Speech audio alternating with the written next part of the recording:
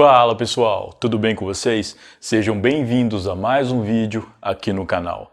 Para quem não me conhece, meu nome é Júlio Chagas e se você não é inscrito, se inscreva no canal e ative o sininho para receber notificações de todos os nossos vídeos novos. No vídeo de hoje, eu vou falar sobre o caso Ellie Warren, que ocorreu no ano de 2016 em Moçambique. Mas antes de começarmos, eu gostaria de pedir um favor aqui para vocês.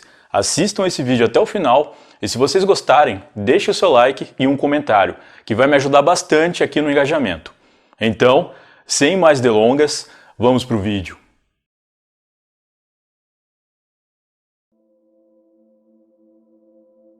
Ellie Warren nasceu em 1996, na cidade de Melbourne, que fica no estado de Vitória, na Austrália.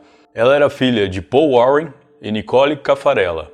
Segundo amigos e familiares, Ellie era uma mulher alegre, inteligente, cheia de energia e que lutava pelo que acreditava, tendo uma personalidade forte. Na infância, ela frequentou o colégio secundário Parkdale e seu maior desejo era viajar pelo mundo. Ellie queria trabalhar em vários países para vivenciar as diferenças culturais e ambientais de cada um deles. Esse desejo surgiu após ela ter ido visitar o Quênia com sua família na adolescência, o que fez com que ela adquirisse grande paixão pelo país e pelo continente africano. Ela sempre fazia elogios sobre a região. Segundo ela, a África era espetacular, tanto em sua cultura quanto a sua natureza e seu povo. Ainda descreveu a viagem como uma experiência incrível e se disse encantada com a oportunidade de estar em contato com a fauna e flora daquela região. A África possui uma das maiores diversidades de animais e vegetais do mundo, e para Ellie isso era incrível, já que ela era fascinada por biologia. Em 2016, Ellie teve em suas mãos a chance de repetir a experiência tão adorada. Por todo esse sentimento que nutria e expressava pelo continente, ela foi convidada a participar do Africa Underwater, um programa voluntário de conservação da vida marinha por 6 semanas na praia de Tofo, localizada no sudoeste de Moçambique. Era a oportunidade perfeita de aliar estudos com o desejo pessoal. Ela estava com 20 anos e era estudante de biologia na Austrália, com foco justamente na vida marinha. Ela enxergou a oportunidade como uma alavanca para a realização do seu sonho e aceitou imediatamente. Ao chegar em Moçambique, ela se hospedou em um albergue para mochileiros que fica na beira do mar. A jovem declarou para amigos e familiares que o país era maravilhoso e que o local em que estava especificamente era como o paraíso na terra. Ela voltou a repetir que amava a cultura, o povo e, sobretudo, a natureza do lugar. Ellie estava completamente fascinada pela viagem. Em seu Facebook, ela publicou diversas fotos em diferentes locais do país, sempre com belas paisagens ao fundo ou em contato com animais da fauna local. Sua última foto publicada na rede social foi em 16 de outubro de 2016. Tudo na viagem corria bem e dentro do esperado. As semanas se passaram e Ellie parecia cada vez mais feliz por participar daquela experiência. Em 9 de novembro de 2016, por volta das 5 da manhã, um corpo foi encontrado por um pescador atrás de um bloco de banheiro público. De imediato, ele comunicou à polícia. O corpo era de uma mulher branca, estava de bruços e com a roupa íntima em volta dos tornozelos. Esse corpo pertencia a Ellie Warren. No dia anterior, uma terça-feira, Ellie havia saído com alguns amigos para comemorar o fim do programa voluntário de 6 semanas. Ela voltaria para casa dentro de alguns dias, depois de cumprir todo o roteiro estipulado para a viagem. A polícia deu início às investigações e reconheceu o corpo como sendo o mesmo de Ellie Warren. O relatório da necrópsia foi extremamente curto e mostrava carência de detalhes importantes. Segundo esse relatório, Ellie teria sofrido uma overdose por consumo excessivo de drogas. O relatório dizia também não haver sinais de violência ou abuso, uma hipótese que havia sido levantada no início por quem estava acompanhando o caso. E aí surge o questionamento: por que o caso estava sendo tão mal investigado? O chefe de polícia responsável pelas investigações confirmou que não tinha qualquer indício de abuso ou outro tipo de violência e que a morte era mesmo decorrente de uma overdose. Disse ainda que não havia um arranhão sequer no corpo da jovem. Para quem via de fora, a polícia parecia mais preocupada na repercussão negativa que na averiguação do crime. Em entrevistas, podia-se ver o quanto as autoridades diziam que a segurança da cidade era impecável e que não havia com o que se preocupar. Segundo eles, o caso de Ellie Warren era acidental e não criminal. O caso então foi rapidamente encerrado, sendo dado como resolvido. mas não para a família de Ellie. A respeito do que foi dito pela polícia, a família de Ellie não ficou convencida das apurações. O resultado da necrópsia levantava mais dúvidas do que certezas, já que possuía informações confusas. O relatório policial também não detalhava o caso com uma boa precisão. A família, não contente com esse relatório, resolveu buscar a opinião de outras autoridades que não estavam envolvidas diretamente no caso. A primeira dúvida era sobre os resultados toxicológicos. Foram feitas então análises de médicos da África do Sul e da Austrália, que relataram não haver drogas no organismo de Ellie. Isso por si só já indicava um erro na apuração policial de Moçambique e quebrava toda a linha traçada, mas não foi só isso. As análises posteriores declararam também que, na verdade, a razão para a morte de Ellie foi uma asfixia ocasionada por uma grande quantidade de areia aspirada. Esse diagnóstico foi dado depois que os especialistas encontraram enorme quantidade de areia em seu sistema respiratório. Também foi constatado que ela possuía vários cortes e lesões em seu pescoço e boca, bem diferente do que os policiais de Moçambique anunciaram, como vocês já perceberam. Os peritos disseram que não havia nenhuma chance da morte de Ellie ter sido acidental. Todas as evidências, na verdade, apontavam para um homicídio cruel, que teria acontecido ainda na areia da praia, e só depois o corpo foi levado para trás do banheiro público. Após tantas contradições entre as informações da polícia e de especialistas de outros lugares, a família de Ellie pressionou durante 2 anos as autoridades de Moçambique por melhores respostas e uma investigação mais criteriosa. Porém, durante esse tempo, não obtiveram nenhuma resposta satisfatória. Tal comportamento passava a impressão de que eles não estavam levando a sério o caso como deveriam. Ou pior, que talvez estivessem protegendo o responsável ou responsáveis pela morte de Ellie. A partir desse ponto, extremamente frustrado com o rumo que as coisas tomaram, Paul Warren, pai de Ellie, decidiu iniciar uma investigação própria para solucionar o crime. Ele viajou até Moçambique com uma equipe de detetives particulares e realizaram várias visitas ao local onde sua filha foi morta. Paul se dizia bastante determinado a descobrir de uma vez por todas o que havia acontecido com Ellie e acabou fazendo descobertas reveladoras e angustiantes. A equipe iniciou suas investigações questionando pessoas que moravam e trabalhavam próximo à praia sobre o que sabiam a respeito do caso. Paul conversou com diversas pessoas e implorou por qualquer informação sobre o que havia acontecido. E após apenas 1 dia de investigação, ele já havia conseguido obter mais informações do que a polícia revelou nos 2 anos de busca. Eles adquiriram uma foto tirada antes mesmo da chegada da polícia, quando o corpo ainda estava na praia. Nessa foto é possível ver Ellie com o rosto virado para a areia. Suas pernas estavam separadas, com a roupa íntima em volta dos tornozelos, e sua blusa estava rasgada. Seu corpo estava coberto por areia desde o rosto até as pernas, e apresentava diversos indícios de violência. Pela imagem, é possível dizer que Ellie muito provavelmente foi abusada e morta em seguida. Também haviam vários indícios de luta corporal, o que indica que Ellie tentou se defender. Era uma foto horrível de se ver, principalmente para o próprio pai da vítima. Paul começou a buscar ainda mais informações que estivessem por trás daquela foto. Através dela, toda a teoria da morte violenta ficava ainda mais sustentável, e descartava de uma vez por todas a ideia de uma morte acidental. Ele foi atrás das pessoas que realmente viram o corpo pela primeira vez, já que o depoimento do pescador que a encontrou no banheiro não valia muito, uma vez que aquele não era o lugar que ela de fato havia morrido.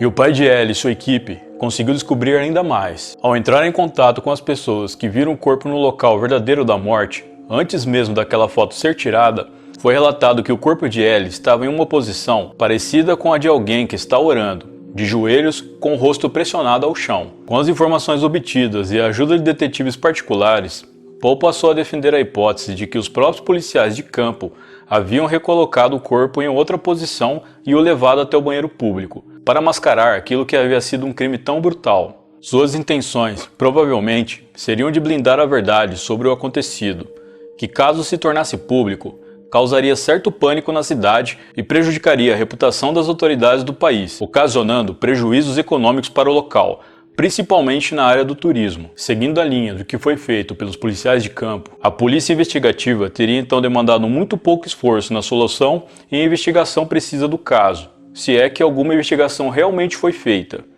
Isso fica claro pelos relatórios vagos e incompletos e pela pressa na resolução do caso. Mas a foto e os depoimentos obtidos por Paul provavam o contrário do que a polícia alegava. Todos os detalhes mostrados na foto sugeriam que Ellie havia tido uma morte horrenda, envolvendo luta corporal e também um possível abuso. Além disso, uma perícia comprovou que a areia aspirada por Ellie era diferente de qualquer areia encontrada próximo ao banheiro em que o corpo estava, o que por si só já era o suficiente para derrubar as alegações da polícia. Após todas essas constatações, o pai de Ellie declarou estar indignado, não só por ter perdido sua filha de forma tão brutal, mas por toda a farsa envolvida na investigação do caso. É muito frustrante saber que quem deveria proteger sua vida, na verdade está trabalhando a favor daqueles que atiraram. Para os pais da jovem, saber que os responsáveis pela morte de Ellie estão livres e soltos é a pior parte de todo o drama que estão vivendo. Em Moçambique, seu pai construiu uma espécie de monumento de recordação no local em que o corpo foi encontrado, contendo fotos de Ellie, além de flores e mensagens de carinho das pessoas que a conhecia. O corpo de Ellie foi cremado e suas cinzas foram espalhadas pela baía de Port Phillip, na Austrália, com diversas homenagens. A família de Ellie continuou buscando por justiça, solicitando também a ajuda do governo australiano no pressionamento da polícia de Moçambique por melhores esclarecimentos. Nicole Caffarella, mãe de Ellie, tem pressionado diretamente o primeiro-ministro australiano por alguma interferência política em Moçambique para a apuração do caso, ou mesmo pelo envio de uma equipe de investigação australiana que possa fazer uma investigação à parte. Ela até criou uma petição no site change.org solicitando essa ajuda ao primeiro-ministro Scott Morrison.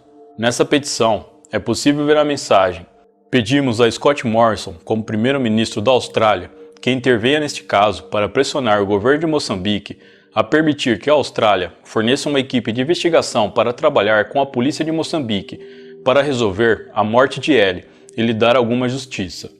Apenas 2 semanas após ser publicada, a petição já havia conseguido mais de 36 mil assinaturas. A família continua revoltada com a falta de interesse e transparência da polícia de Moçambique. Eles quase não respondem aos pedidos por maiores esclarecimentos. E quando enviam algo, são sempre relatórios genéricos e protocolares. Poe até chegou a oferecer uma grande recompensa a qualquer pessoa que tivesse informações que levassem até o responsável ou responsáveis pela morte de sua filha. Ele também conseguiu o envolvimento da Interpol, a Organização Internacional de Polícia Criminal, que tem mobilizado esforços na apuração do caso, dialogando com o governo do país sobre uma melhor investigação do crime. Apesar de todos esses esforços da família de Ellie, a apuração do caso ainda continuava lenta. Foi então que, em 2020, 4 anos após o crime, Nick Greger, um detetive particular e caçador de recompensas alemão, ofereceu seus serviços gratuitamente para o pai de Ellie. Nick é um ex-líder de uma gangue e já foi considerado um dos homens mais perigosos da Europa.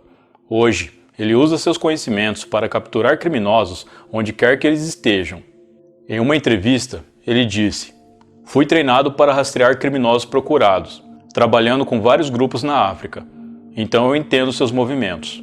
Nick montou uma operação secreta com o codinome Estudante. Ele inicialmente trabalhou com uma dica que uma mulher sul-africana deu ao pai de Ellie. Essa mulher havia passado férias na praia de Tofo, em Moçambique, e através de mensagens que ela enviou para o pai de Ellie pelo Facebook, ela disse que foi alertada por um grupo de moradores do local a ficar longe de um grupo de pessoas que seriam uma gangue, responsáveis por drogar e roubar turistas. A mulher ainda disse que o líder era um chefão do tráfico, que tinha tatuagens distintas e frequentava um bar próximo à pizzaria de branco. Com essas informações, Nick já sabia por onde começar. Ele não chegou a ir para Moçambique para investigar de perto, pois segundo ele, uma pessoa branca chamaria muita atenção por lá e a operação seria colocada em risco. Ao invés disso, ele decidiu contratar os serviços de uma garota de programa local para que ela se aproximasse do líder dessa gangue, que era o principal suspeito do crime.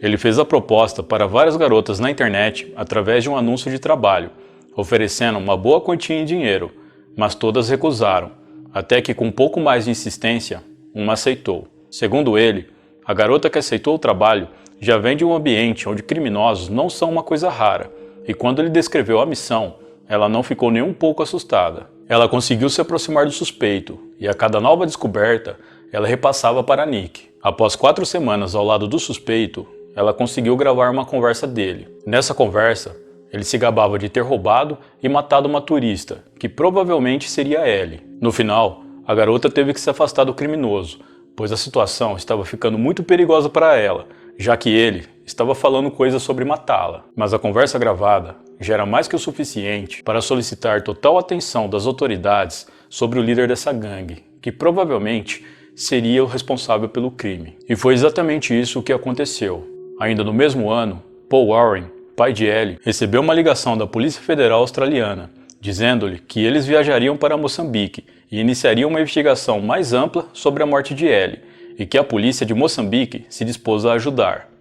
Após 4 anos de persistência por parte da família de Ellie para que o caso não caísse no esquecimento, parece que finalmente o caso tomou a devida atenção por parte das autoridades que poderiam solucionar o crime. No total, Paul Warren chegou a gastar mais de $50 mil em sua própria busca por respostas, descontando os $25 mil que ele ofereceu de recompensa por informações que levassem até o responsável pelo crime. Para o detetive Nick Greger, Ellie foi vítima de um roubo que deu errado. Ele acredita que o líder da gangue, junto com alguns dos seus capangas, tenham tentado roubar a jovem e, por ela ter resistido, eles a mataram, pressionando a cabeça dela contra a areia para que ela sufocasse.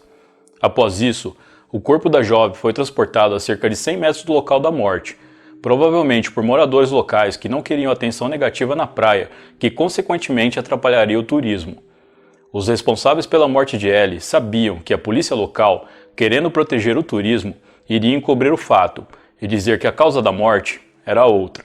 Agora, com a intervenção da Polícia Federal Australiana, é possível que o responsável pela morte de Ellie finalmente seja preso, e a jovem alegre, cheia de energia e com um futuro promissor, tenha sua devida justiça. Bom, pessoal, então é isso. Muito obrigado por me assistir até o final. Eu vou ficando por aqui. Um grande abraço e até a próxima.